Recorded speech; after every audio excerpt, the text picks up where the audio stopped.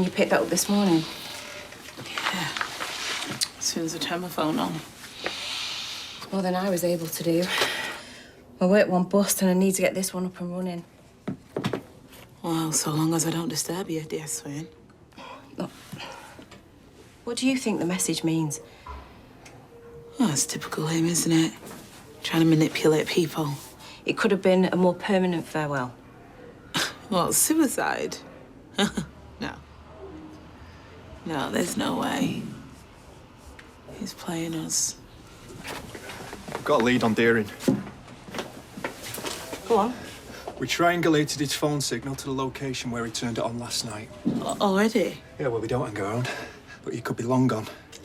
Sounds like a pretty remote spot. Can't see him sticking around. Yeah, even so, we should take a drive out there, see what we can find. Especially in light of what I've just heard.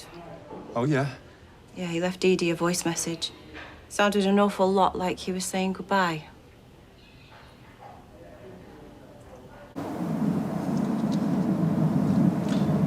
Nice spot for a picnic. You don't strike me as the picnic type. Can't be a picnic. Tartan blanket, sausage rolls, cherry tomatoes, ham butties, flask of tea, all in a nice little wicker hamper. I think you've been reading too much Enid Blyton. Over there.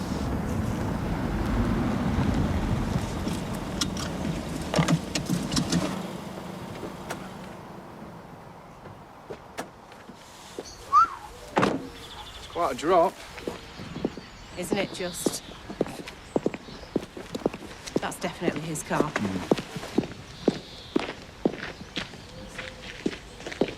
It looks empty.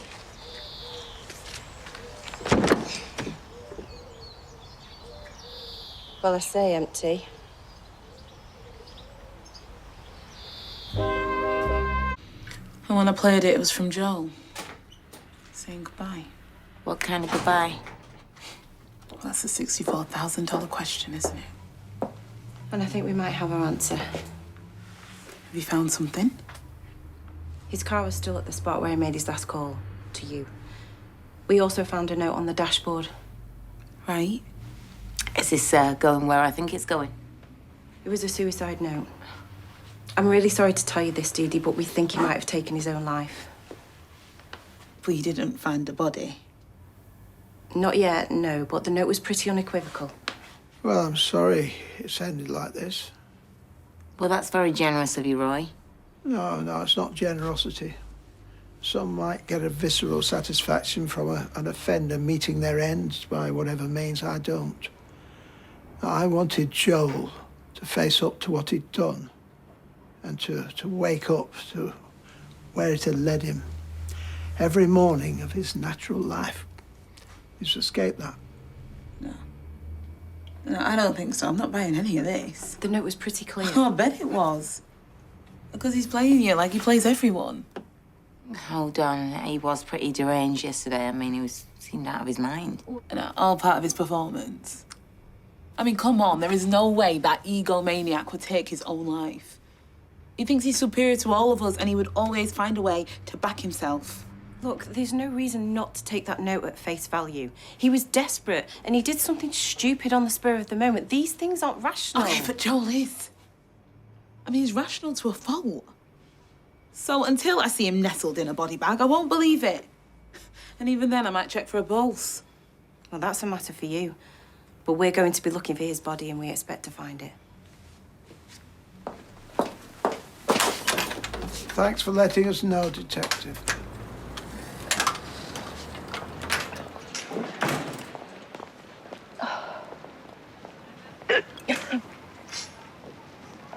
Hey, Lisa, hold up. Yeah? Feel free to tell me to butt out, but are you okay? You're the only one who ever asked me that, you know. I'm sorry to hear that. No, it's fine. It's called being a copper. All right, so are you okay, officer? No, it's difficult. You know, Betsy's involvement changed everything. Made it all very personal. So much more than just another collar. Well, I mean, you must be glad he's dead, right? Because I know it sounds strange, but I am. Sir Roy Weatherfield's a one-off. Yeah, just wish I'd realised that sooner instead of persecuting him. You know, Joel Deering ran rings around me time and time again. I so wish I was there at the end looking him straight in the eye before he... Do you know what, you really don't want to hear all this. Don't jump to conclusions. Isn't that what they taught you at police college? Clearly I wasn't paying much attention that day, was I? Thanks, though. Okay.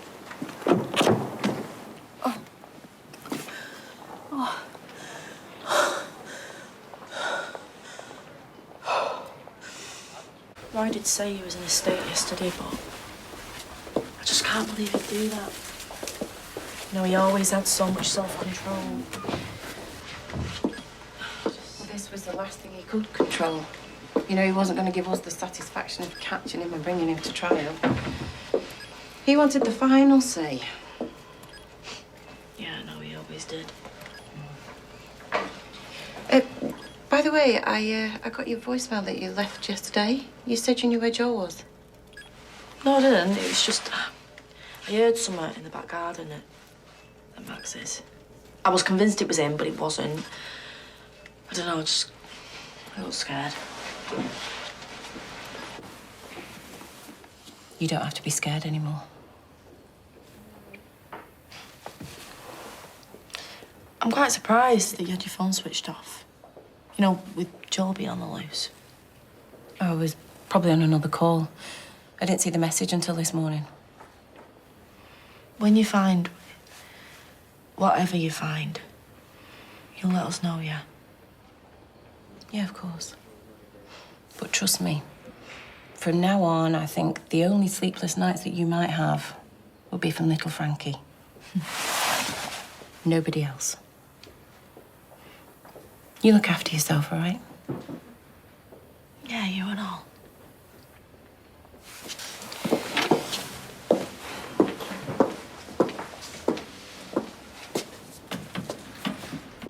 Sorry, could you just say all that again? Oh, yeah. Have you run the plates? Is it Joel's car? It's fine, Roy knows. Of course he does. The car was registered to somebody else, not Joel. Okay, but have you spoken to this somebody else? Yeah, we're trying to get hold of them now, and Socco's checking out the car. Right, okay, so maybe Joel borrowed the car from them. Or maybe he stole it, but either way, that proves that suicide scene was faked. But why would it still be there?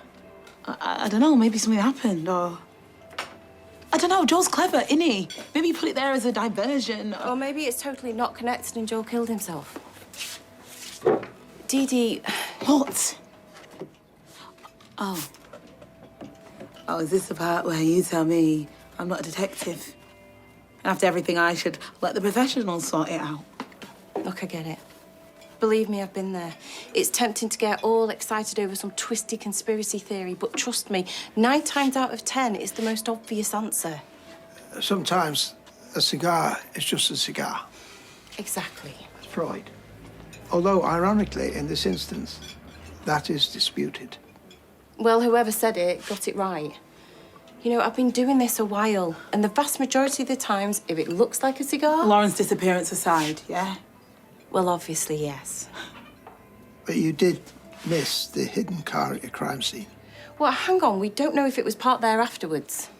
Yes, it could have been. But is that the most obvious answer? Or is the most obvious answer that scenes of crimes officers didn't find the car because they weren't looking for it?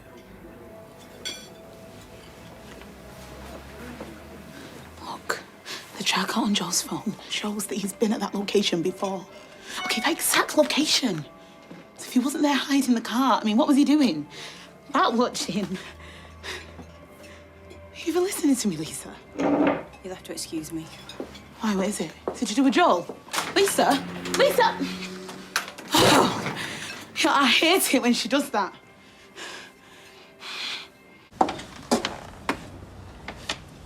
So, definite forcible entry, then. Certainly looks like it. Any news on the owner of that car yet? Nope. Still waiting for the report from the scene. Still, if they missed a medium-sized hatchback from the first one, it doesn't bode well for the Socko lot, does it? Doesn't look like much has been taken. No. Is it me? Is it weirdly tidy in here? That's me, that's a red flag. What? Are you tidy? Well, it's an abomination against nature not to have any clutter in your house. I trust a minimalist, that's what I say. Do you know what's bothering me? Don't want to know. Well, the suicide note. Written on, what was it?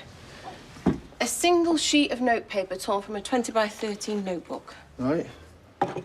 Well, if we're going off the theory that Joel deciding to jump off the bridge was spur of the moment, One of the theories, yeah. then why wasn't the notebook found in the car? If it was scribbled on the back of a parking ticket or a receipt, that makes sense. But no one goes around with one uncrumpled piece of notepaper in the car with them. Well, maybe he had the pad on him. Nah, it's pretty much A5 size. Need big pockets. So he brought the note from home. So it was planned. It wasn't a spur of the moment. 10 to 1, he's got a 20 by 13 notebook in here somewhere.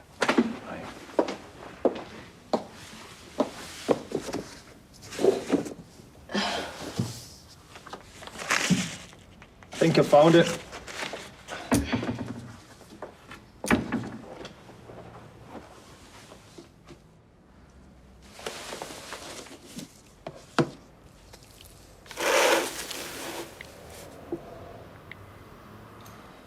That's it. So it wasn't a spur of the moment decision. He wrote the suicide note and brought it with him. Whatever happened, it was planned in advance.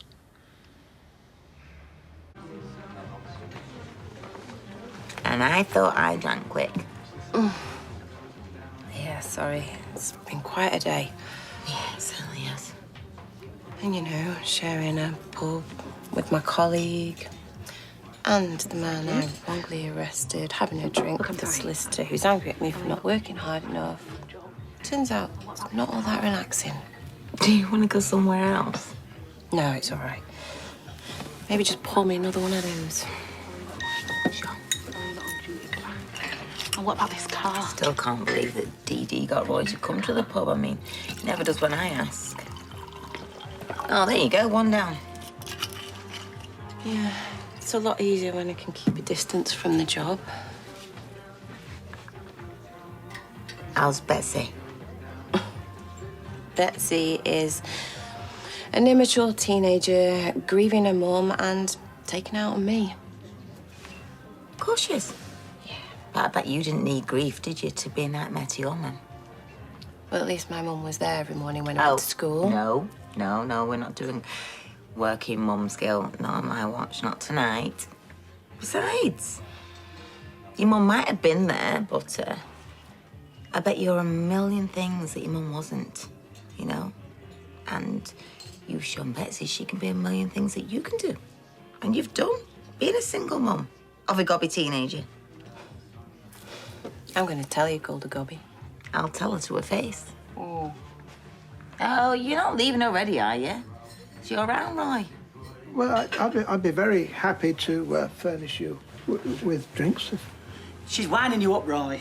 I think I'm getting better, but I still tend to misinterpret your particular form of sarcasm, Carla. It's the way I tell them. I feel like this case, eh, dear Swin? Catches you out, no obvious answer.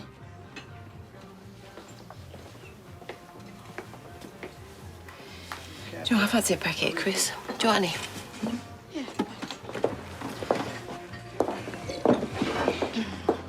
Yes, love. I'll have 2 packets of salt and vinegar and another bottle of the Malbec, please, Sean. Coming up. We've tracked down Mr. Jackson. Apparently he sold the car to a man matching Joel Dearing's description. Joel Dearing's DNA confirmed in the car and on a laptop under the seat. So Joel did park the car there. So what? Wait. That means he didn't kill himself. It was a setup. Means it's like she said. No. There's no obvious answer. There is no flipping cigar.